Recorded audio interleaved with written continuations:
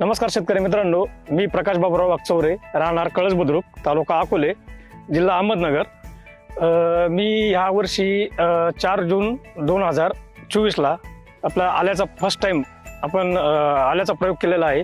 तो पण आपलं श्री ॲग्रो इथे शेकेवाडी येथील त्यांच्या मार्गदर्शनाखाली हा आल्याचा प्लॉट झालेला आहे।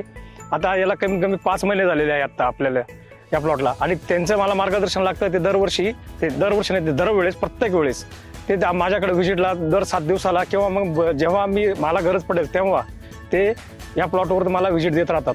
आणि त्याचप्रमाणे त्यांच्या प्रत्येक मार्गदर्शनाखाली मी प्रत्येक गोष्टीचं म्हणजे सातत्याने हे ॲप्लिकेशन, समजा डिस्निल सॉईल, हंटिंगचं डिस्निल सॉईल आलं, आपलं 1448 आलं, परत आपलं व्हेरल रायझा आलं, परत त्याच्यानंतर इंटेक आणि ह्युमिस्टार हे ॲप्लिकेशन कंटिन्यू आपण 15 दिवसाला किंवा मग ते सांगतील तशा त्या पद्धतीने महिन्यातून एकदा अशा पद्धतीने करत गेलोय। आणि खताचे जे डोस आहे जे आहे त्यांचे दिलेले ते प्रत्येक वेळेस 7 दिवसा मिळून कंटिन्यू ह्या पद्धतीने आपण सोडत गेलो। इतर वेळेस आता बऱ्यापैकी आपलं इकडं इंदूर रुंबडी इकडे ज्यावेळेस मी गेलो त्यावेळेस आल्याचं प्रमाण जे बघितलं तर त्यांचं लागण्याचं प्रमाण म्हणजे खराब होण्याचं प्रमाण, बुरशीचं प्रमाण हे बऱ्यापैकी आहे।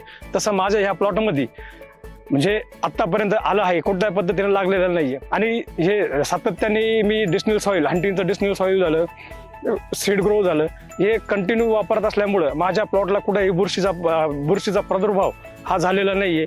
आणि वेळोवेळी त्यांनी दिलेले स्प्रे वरचे आल्यावरती मारणारे आपले याचे करप्यावरचे स्प्रेचं शेड्यूल पण त्यांच्या म्हणण्याप्रमाणेच मी व्यवस्थित सातत्याने हे कंटिन्यू घेत राहिलेलो आहे। आणि माझ्याही एका प्लॉटमध्ये एकही असं कुठे कोणत्याही बुरशीचा अटॅक खालून कंदाला किंवा कशाला झालेला नाहीये। आणि वेळोवेळी त्यांच्या मार्गदर्शन केल्यामुळं माझ्या आल्याचा प्लॉट हा अतिशय सुंदर आणि अतिशय फुटवे पण चांगल्या पद्धतीचे आलेले आहे। मी आत्तापर्यंत बघितलेले प्लॉट सगळे आत्तापर्यंत कंदकुजीने खराब झालेले आहे। आणि माझी शेतकऱ्यांना कळकळीची विनंती आहे की हा प्लॉट जो बनवला गेला आहे हा सगळा प्लॉट हा श्री ॲग्रोवाल्यांनी बनवलेला आहे, त्यांच्या मार्गदर्शनाखाली बनवलेला आहे। माझी शेतकऱ्यांना कळकळीची विनंती आहे की रासायनिक शेती बंद करून तुम्ही ऑर्गॅनिक शेतीकडे या आणि त्याचं भरघोस उत्पन्न वाढवा।